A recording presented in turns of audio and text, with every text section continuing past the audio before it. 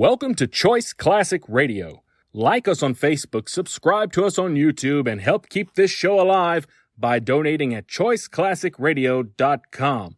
For more of your favorite old-time radio shows, join us on our companion podcast, Choice Classic Radio, Mystery, Suspense, Dramas, and Horrors, where we bring to you the most mysterious tales that the golden age of radio had to offer.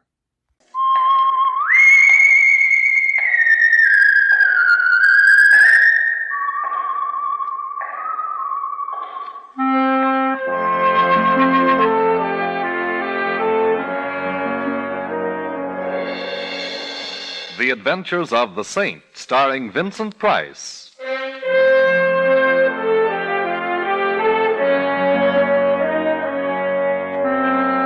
The Saint, based on characters created by Leslie Charteris and known to millions from books, magazines, and motion pictures. The Robin Hood of modern crime now comes to radio, starring Hollywood's brilliant and talented actor Vincent Price as the Saint. Well, hello. Who is... Oh, How is my favorite shipboard acquaintance this evening? oh, Simon, you startled me. I could hardly see you through the fog here on deck. Oh, yes, it is getting thicker, isn't it? But I suppose it's to be expected. Last night, nature went on a binge of moonshine, and this is her foggy morning after. Only it's evening. How can you tell through the fog? You know, you have a very pretty laugh, Barbara. I'll listen for it in all of your pictures from now on. Thank you, Simon. But I'm not going to make any more pictures. I'm retiring. Retiring? At the peak of your career? I'm just tired of pictures, that's all. Barbara, you'll never be able to run away from it. What do you mean? I'm referring to whatever it is that frightens you. Why don't you tell me about it, Barbara? There's nothing to tell. I'm tired. I need a rest. Please, Simon, don't make me talk about it. There are some things that... Simon, is that someone standing there? No, I don't see anyone. Oh, you are nervous. Oh, Simon, if only I could confide in someone, if I could tell you what I... Perhaps I already know more than you think I do. You're cold. Yes. Where's your raft? It's over there someplace on one of those deck chairs. I'll find it. I don't see it here, Barbara. Are you sure you... Barbara! Behind you! Look out! Barbara! Barbara! Man overboard! Man overboard! Maybe you'd like a swim too, Saint. What? Oh!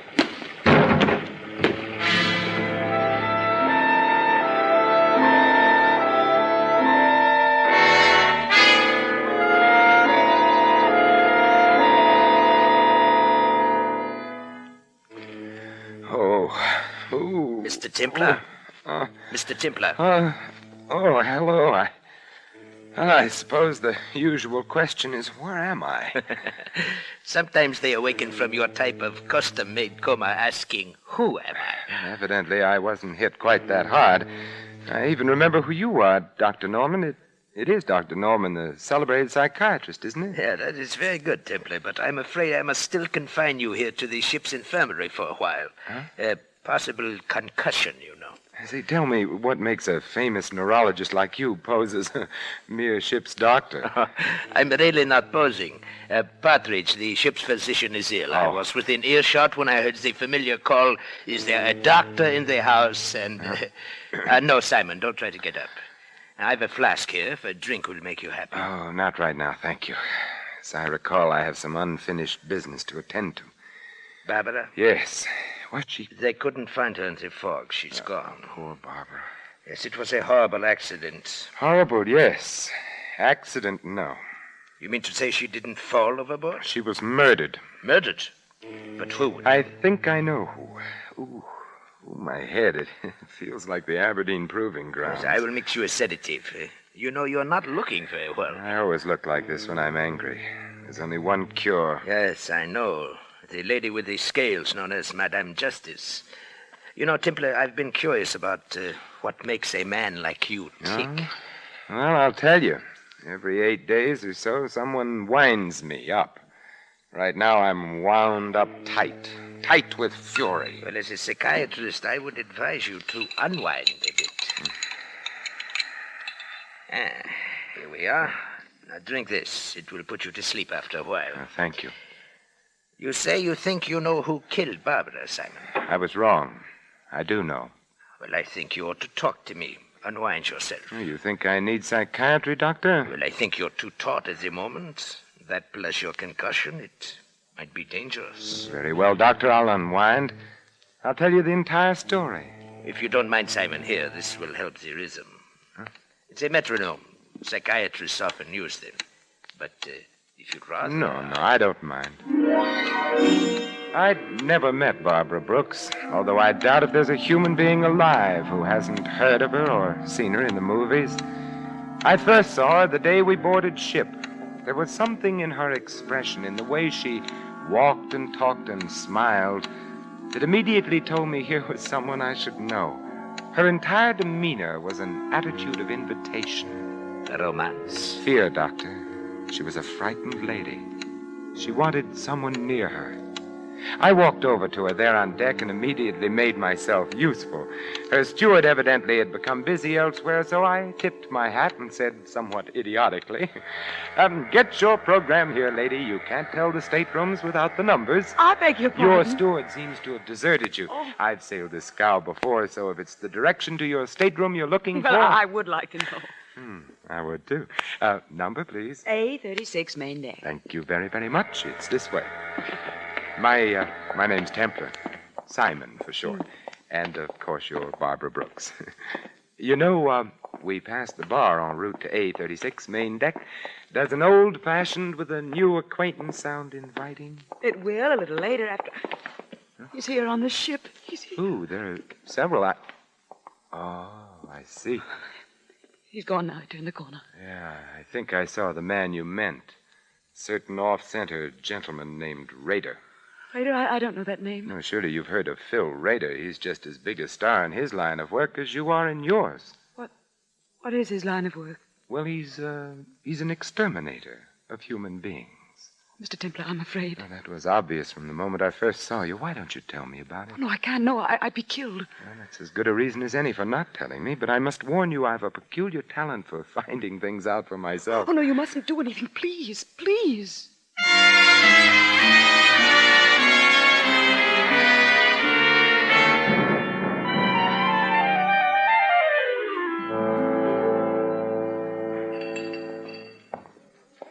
Hello, Rader. Well, Miss Saint, Mm-hmm. world's getting smaller. Yes, but I understand you're doing your share to see that it doesn't get overcrowded. Traveling for your health again, or just traveling? Just traveling. Rader, why does the mere glimpse of you rounding a corner start a lady's teeth to chattering? Lady, I don't know any ladies. Obviously. Maybe she thought I was someone else. Maybe. And if you're of a mind to annoy her, you'll wish you were. Look, Saint, just soak up sunshine on this cruise. Don't go poking in any dark places. Might be bad for you. Oh, what sort of bad, Rader? Look, Big Shot, just so there's no misunderstanding. You butt in where you ain't welcome on this cruise, and Yes? I'll kill you.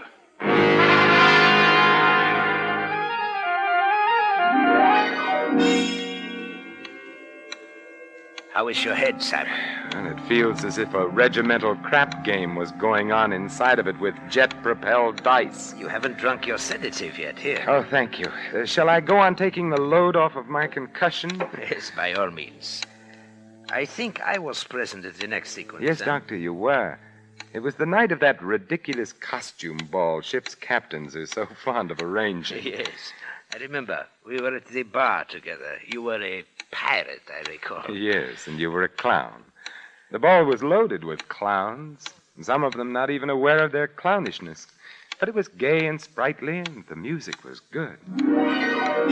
I remember our conversation, Doctor. You suddenly appeared at my elbow and said in the most shivery, sinister manner, You know, Templar, I have a confession to make to you. "Well, I'm always interested in confessions, Doctor." I've had a schoolboy crush on the beautiful Barbara ever since I saw her in pictures first. Tell me, what does one do about it? Well, I know exactly what I would do if I were you, Doctor. Yes? I'd consult the nearest psychiatrist. At the prices we charge? No, thank you. I was hoping you'd cut a fellow in on your acquaintanceship, Templar. But if you won't introduce me, won't you at least show me which mask she's hiding under? I think I might be able to make my own introduction. Oh, very well, Doctor. Look for a sylph-like figure in a blue and yellow harlequin costume. Thank you, Templar, thank you.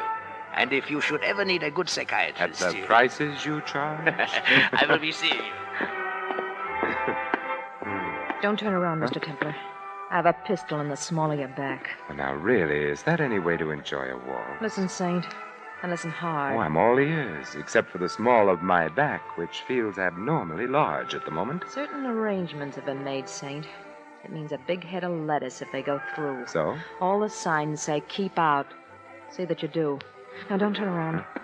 This costume's so pretty, I'd hate to have to put a hole through my pocket. Well, it's probably just a coincidence, but I've acquired the same regard for the small of my back. Keep regarding it that way, Saint. Don't let your nose wander where it doesn't belong.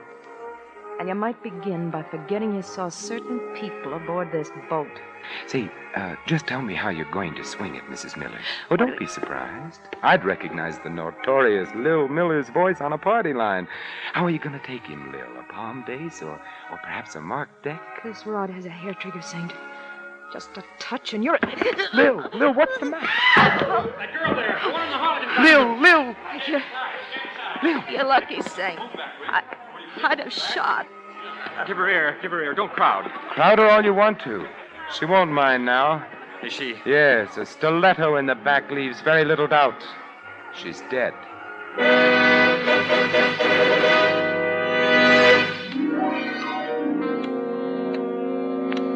You know, Simon, I would never have pegged the late Mrs. Miller for a professional card shop. She was anything but the type. Professional card shops are always anything but the type, Doctor. Yeah. And to think I actually played bridge with her myself, with a crook and a hot-headed one at that. Well, as my old grandmother used to say, Doctor, beware of lady thieves with red hair. I guess the lady's red hair accounted for the lack of insulation in her temperament. Oh, how does your head feel, Simon? Better, Doctor. Much better. You still haven't touched your sedative, you know. Oh, haven't I? I think you'll find that it helps, Simon. Here. Oh, thank you. Well, you know, shortly after the murder of Mrs. Miller, Doctor, I called on her bereaved husband and partner in crime. A very interesting visit it was, too. You have the knack for making all of your visits interesting, Simon. Tell me about it. Well, I found Miller in the bar, quenching his sorrow with the merry waters of the River of Forgetfulness. 50 grand in the palm of our hands and beep. No more Lil. No more Lil, no more sucker. No more sucker, beep. No more 50 grand. I see you valued your wife highly. Who was the sucker, Miller? Ha ha. You're funny. Tell me, what's Phil Rader cruising for, Miller? And don't tell me it's a coincidence he's on board the same ship. You get funnier and funnier. Why is Barbara Brooks so afraid of Rader? You ain't even warm, Saint. You're a mile wide of the target. Well, I'd better use a different kind of ammunition then, Miller. Yeah? Like what? Like a little murder performed on an unwilling sucker in Reno. Huh?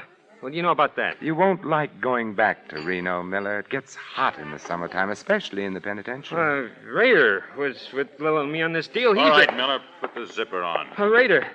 I wasn't going to say anything, Phil. Honest, I was just... Skip it, Miller. I always knew someday you'd show Canary Yellow.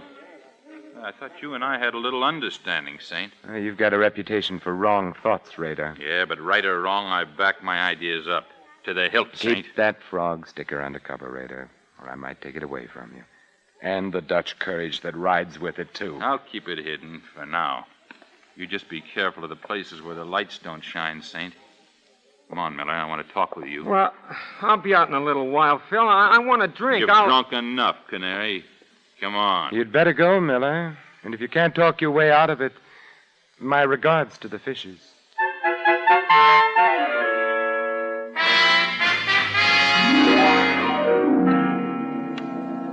And I recall it was shortly after Mr. Rader passed on his second warning that you and I met for the first time professionally. Yes, Doctor, the very next night. Well, I am very surprised at you. He had warned you to stay away from dark places. Yes, Doctor, so he had. But I'm perverse by nature, and I like to poke around. I was strolling around the deck with Barbara, getting moonburned and trying desperately to get some more information. So wonderful having you near, Simon. I feel safe. Safe? I refuse to accept the compliment, particularly on a moonlit night at sea. I'm referring to danger, Simon, not romance. They're often the very same thing. I'd like to join the team, Barbara. Why don't you confide in me? Because if I did, we'd both be dead by morning.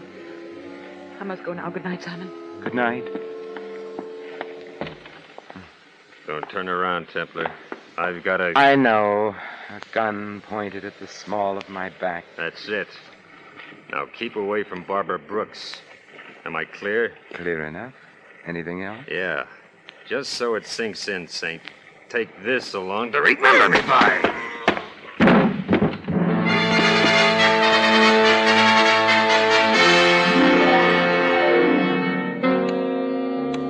Once again, you enter the picture, Dr. Norman. You found me there, lying on the deck, basking in moonlight. And blood. Go on, Simon. Tell me the rest of it. Well, after your neat job of vulcanizing me, thus saving me a trip to the ship's doctor and innumerable words of explanation, I hit upon a strategy, and my next visit found me calling in the lion's den. I tell you, you're being made a patsy raider. You're on the verge of being demoted back to second-class hoodlum. I can take care of myself.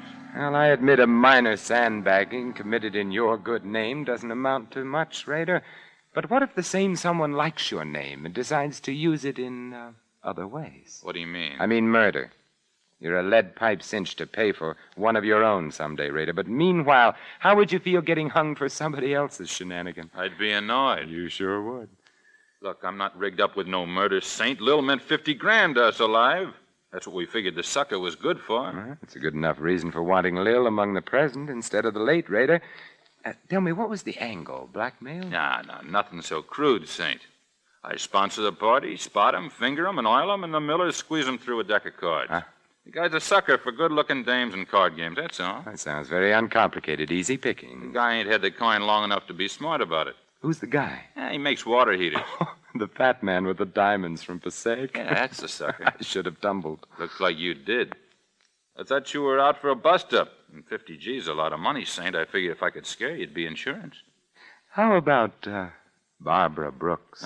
Deal me out. I'm not in on whatever the caper is there. She saw you the day we sailed, and she got scared. Well, maybe it's because I ain't exactly pretty. Yeah. But if you really want to know something, Saint, I'll tell you.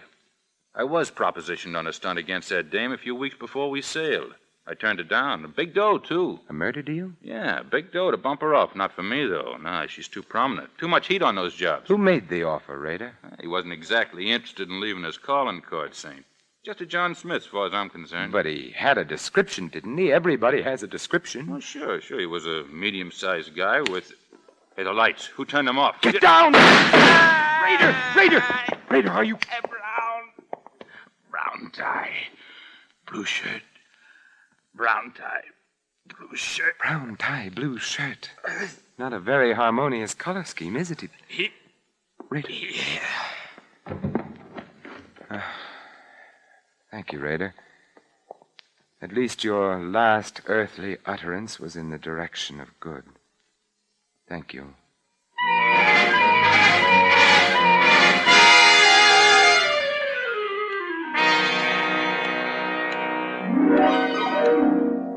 Brown tie, blue shirts. What does he mean, Simon? Well, it means that either the man for whom I search isn't a very fastidious dresser, Doctor, or else he's colorblind. Blue and brown just aren't worn together. Well, no, they aren't. I'll take that drink now, Doctor. Oh, and the sedative I mixed for you. Your concussion. Later, Doctor, later. Very well. I can see that you're going to be a very difficult patient. I hope you don't mind drinking out of another medicine glass, eh? No, right now I prefer it. Say when? A little more, Doctor. Oh, that's fine. Has such a beautiful color, hasn't it, Doctor? Yeah, hasn't it so? Aren't you going to drink it, Simon? In a moment, Doctor, when I've finished my story. Oh, yes, of course, this story. Barbara's murder was next. Yes, huh? Barbara was next. But immediately before our last meeting on deck in the fog, Doctor, I found out what she was afraid of. You did? But how? It was easy. The steward had some keys. I had some money. The steward has enough now for that chicken ranch he's always dreamed of. You broke into Barbara's stateroom. Yes. Well, what did you find, Simon? Lingerie, perfume, stockings, and some letters, Doctor. Peculiar letters. Fan mail? Yes. Yes, and all from the same fan. A fan she was once engaged to marry, Doctor. A fan who loved her very much and hated her in equal proportions. Who was so torn between love and hate, he had to kill her. It's schizophrenic. You should know. What do you mean? Well, you know the classifications. You're the doctor. Oh. Yes. Drink your sedative, Simon. A colorblind schizophrenic. I don't believe I've ever met one before, Dr. Norman. So colorblind, he mistook the green and orange harlequin costume worn by Lil Miller for the blue and yellow one worn by Barbara. That is very interesting, Simon. Poor Lil. If she'd come to the ball as anything but a harlequin, she'd have lived to take in $50,000. Your sedative, Simon. You know, you were wrong about Lil's hair, Doctor. It wasn't red. It was brown. You said it was red. I wanted to see if you'd agree. Your sedative. Yes, of course. Hand it to me, would you, Doctor? It's there alongside the drink. Yeah. No, don't try to tell them apart by their aromas, Doctor. It's obvious that they're different colors. Or can't you tell?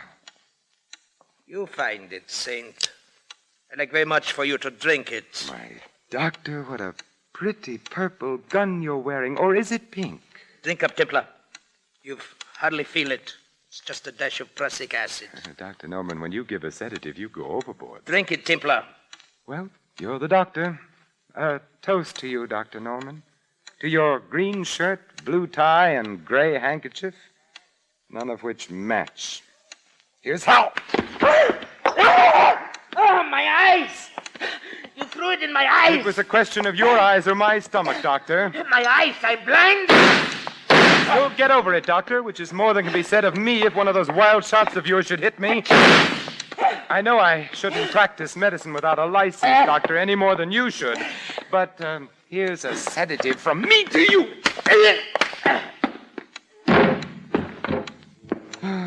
Pleasant nightmares, Dr. Norman.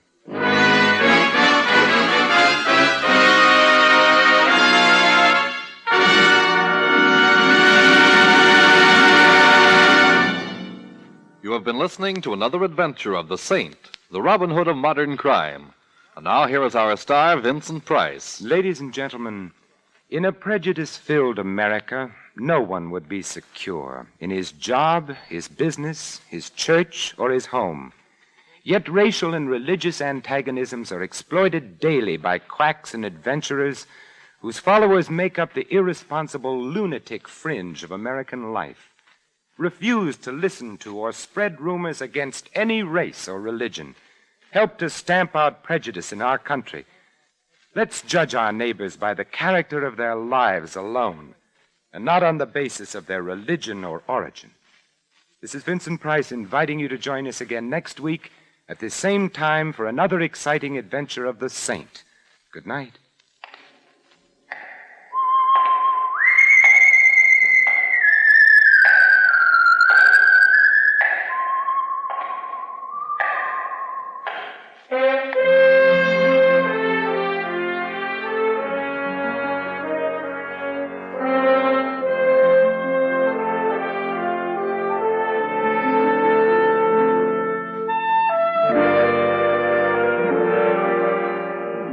Tonight's script of The Saint was written by Michael Cramoy. Our cast included Betty Lou Gerson, Gene Bates, Frank Gerstle, Bill Conrad, and Barney Phillips. The music was composed and conducted by Harry Zimmerman. The Saint, based on characters created by Leslie Charteris, is a James L. Safier production and is directed by Thomas A. McAvity. Vincent Price is soon to be seen in Harry M. Popkins' production of Champagne for Caesar, co-starring Ronald Colman. All you Saint fans will be glad to know that the Saint comic books are on sale at all newsstands. Your announcer, Merrill Ross.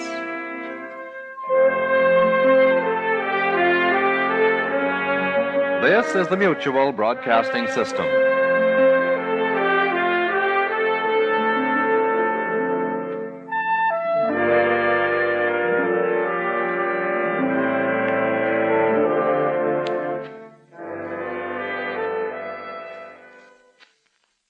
That concludes today's episode.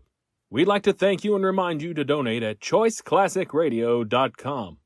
Remember, your donations make episodes like this possible.